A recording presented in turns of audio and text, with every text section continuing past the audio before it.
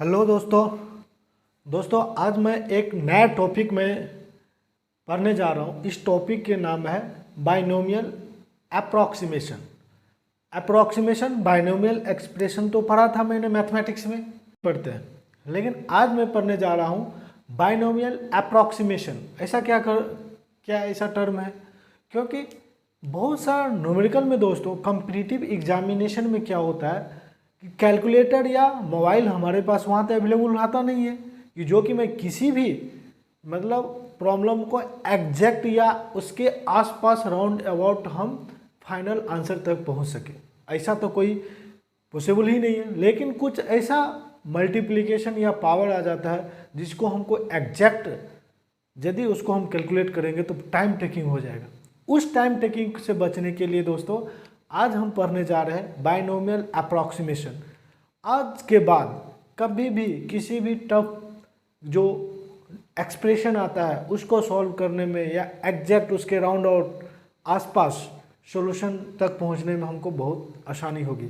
जैसे कि मान लेते हैं बाइनोमियल एक्सप्रेशन क्या होता है दोस्तों। बाइनोमियल एक्सप्रेशन में हम एक चीज़ बताते हैं, क्या होता है 1 plus x to the power n, ये अप्रॉक्सीमेटली हो जाएगा 1 प्लस n इंटू एक्स। इसको सिंपल ऐसे लिख सकते हैं इंटू एक्स। ध्यान रहे ये कंडीशन कब वैलिड है? कंडीशन क्या है कि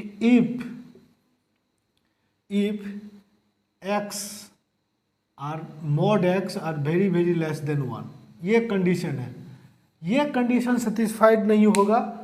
ये कंडीशन बहुत इंपॉर्टेंट है कि जो मॉड एक्स के value less than very very less than 1 होना चाहिए, तभी हम 1 plus x to the power n approximately is equal to 1 plus n x होगा, नहीं तो हमारा कभी नहीं होगा।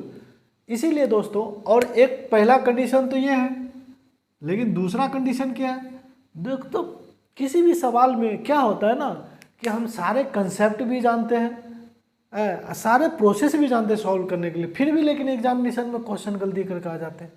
रीज़न यही है कि दोस्तों आपको कंडीशन ध्यान नहीं रहता है। फॉर्मूला तो सबको पता रहता है कि 1 plus x to power n is equal to 1 plus n x, लेकिन एक कंडीशन ही नहीं ध्यान रहता है, जो कि उस कंडीशन सेटिस्फाइड ही नहीं हुआ। आप लोग ये लगा देते हो, मैं तो सही से लगाया फिर भी मैं आंसर मेरा गलत क्यों हो गया।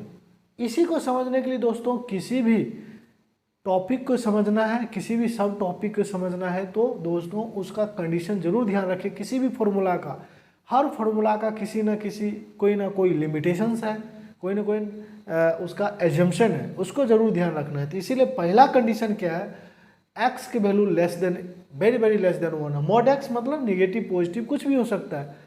और दूसरा क्या है, एक्स एंड एन, एक्स और एन जो रियल नंबर्स, और क्या होगा रियल नंबर।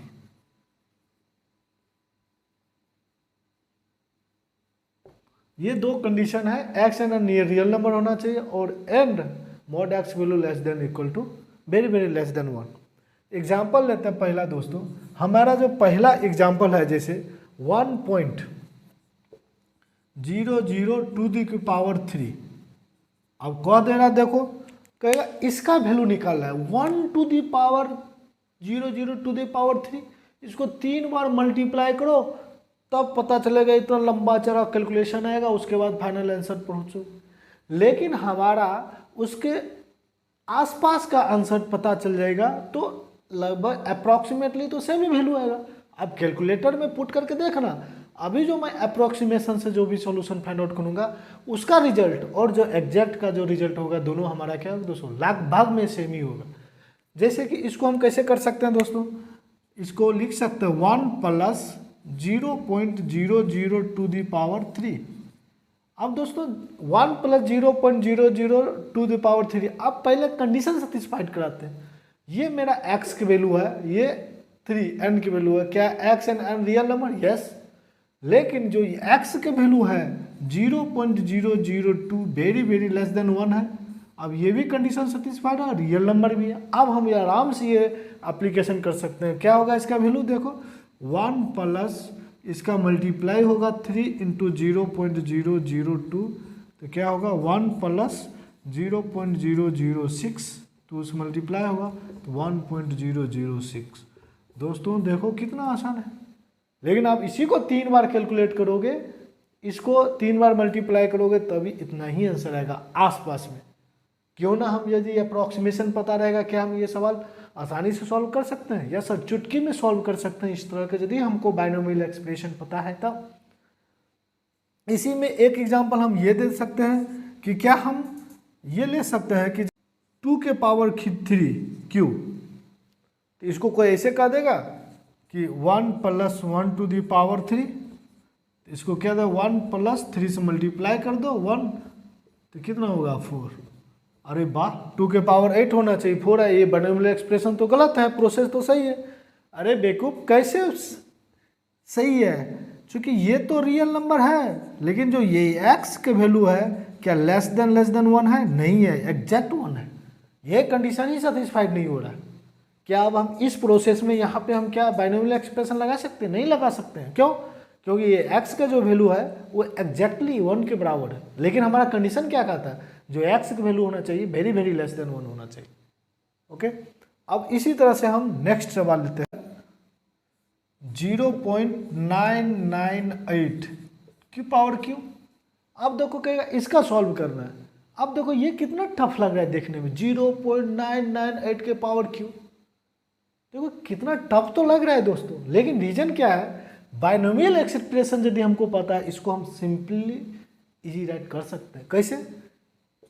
इसको लिख सकते हैं 1 - 0.002 के पावर क्यू, लिख सकते हैं ना। अब 1 पॉइंट इसको हम 002 के पावर लिख सकते हैं।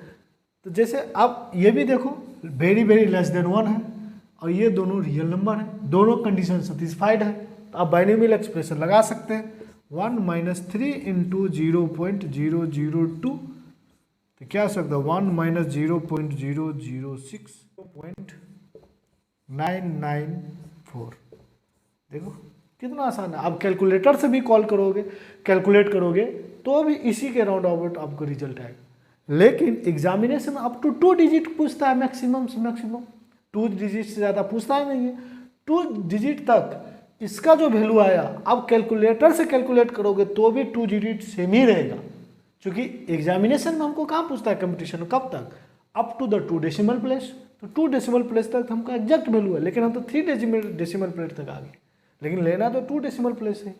ओके, तो भी हमारा आंसर सही आएगा। दोस्तों 1/1.008 है, इसका वैल्यू निकालें। अब दोस्तों इसको भाग करेंगे, बहुत सारा प्रोसेस है, लेकिन बाइनोमियल एक्सप्रेशन की मदद से इसको भी हम आसानी से सॉल्व कर सकते हैं। जैसे इसको ऐसे लिख सकते हैं दोस्तों 1.00 टू द पावर -1। अब इसको क्या लिख सकते हैं 1 + 0.008 टू द पावर -1। देखो ये x जो है वेरी वेरी लेस देन 1, और दोनों रियल नंबर है, तो एप्लीकेशन कर सकते हैं। प्लस -1 आ जाएगा, ये मल्टीप्लाई होगा 0.008, क्या होगा 1 - 0.008, ये क्या होगा 0.992। तो कितना आसान है। बाइनोमियल एक्सप्रेशन नहीं पता रहेगा दोस्तों, इस टाइप का डिफिकल्टी हम जो एक्सप्रेशन है उसको हम सिंप्लीफाई नहीं कर सकते हैं, रिजल्ट के आसपास हम नहीं पहुंच सकते हैं, क्योंकि वहाँ पे कैलकुलेटर भी नहीं है, मोबाइल भी नहीं है एग्जामिनेशन हॉल में, तो हम कैसे सॉल्व करेंगे। इसीलिए एक कंसेप्ट आया बाइनोमियल एक्सप्रेशन। एक और क्वेश्चन दोस्तों आपको ताजुब की बात होगा, जैसे कि कहा देगा, हम 5वां नंबर ले लेते एग्जाम्पल, कहेगा √99 का वैल्यू क्या हो। देखो बाइनोमियल एक्सप्रेशन यहाँ भी हम लगा सकते हैं। कैसे? इसको क्या हम ऐसे लिख सकते हैं 100 - 1 टू द पावर 1/2, कर सकते हैं, लेकिन हमको 1 + समथिंग होना चाहिए, लेकिन 100 है तो 100 कॉमन ले लेंगे, 100 कॉमन लेंगे, 1 - 1/100 पावर 1/2।